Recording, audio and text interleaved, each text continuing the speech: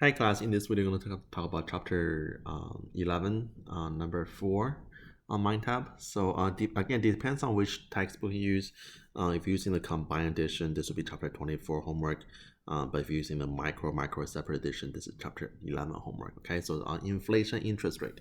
All right, so the following table shows the average nominal interest rate on 6 months treasury bill between 1963 and 1967, which determined the nominal interest rate the U.S. government paid when it issued debt in those years.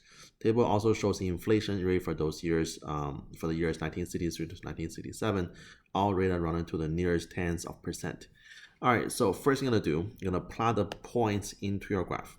So I'm gonna do our nominal rate by itself, and I'm gonna show inflation rate by itself.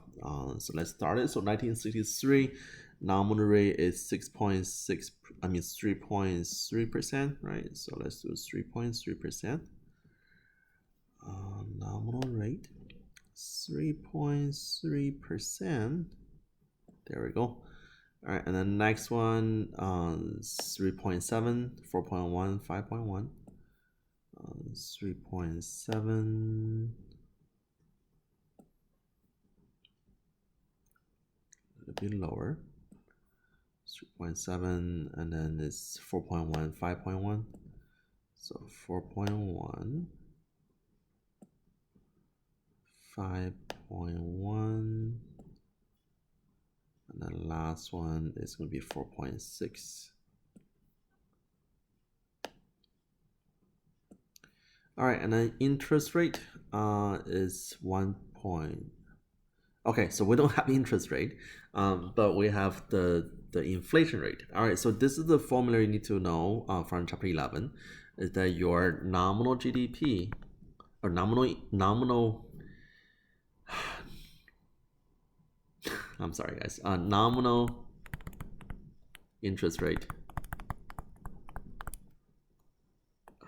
Can't even spell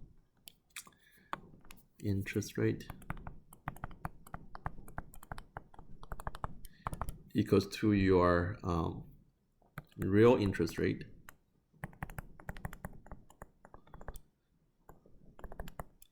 plus inflation.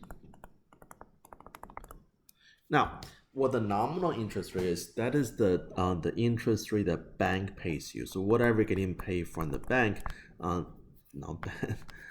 bank or government bond, that's the nominal interest rate. So when you go to the bank, they pay you, let's say, a 1% interest rate. That's your nominal interest rate. Now this equals to the inflation, which is just how much inflation is in the economy. So this will actually lower how much your profit is. So it plus equal to inflation plus the real interest rate. Now the real interest rate, that is the real profit for you. So for the real interest rate, the higher it is, the better it is. So again, the nominal rate equals to the real interest rate plus inflation. So imagine if your nominal rate by the bank pays you 1%, and then right now your inflation is 2%. Well, guess what? Your actual profit will be a minus 1%. That means you're losing money. Okay, so nominal rate equals to the real rate plus inflation. That's the formula we're gonna need. All right, so 1963, our nominal interest rate is 3.3%, inflation is 1.3%. So to find the real interest rate, just subtract the one, subtract them. So 3.3 minus 1.3, which will be just 2%. That's our real interest rate. And the next one, 1964, will be 3.7 minus 1.3. So that'll be a 2.4%.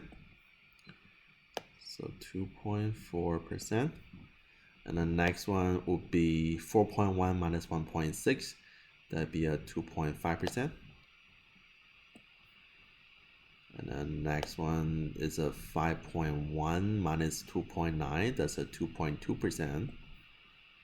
So 2.2%. And the next one we have 4.6 minus 3.1. That's a 1.5%. 1.5%. Oh, too much. There we go. All right, so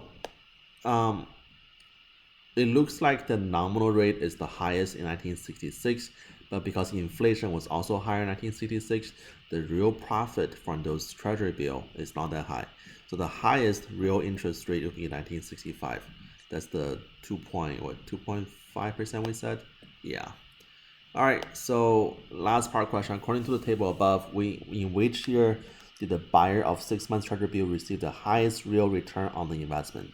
That's asking for how much profit did they receive the most. So that will be 1965. That's the year with the highest real interest rate. So grade it now. All right, so we got it right. Okay, so guys, that's how you do number 4 on chapter 11. Let me know if you have any questions. Okay. All right. Good luck. Bye bye.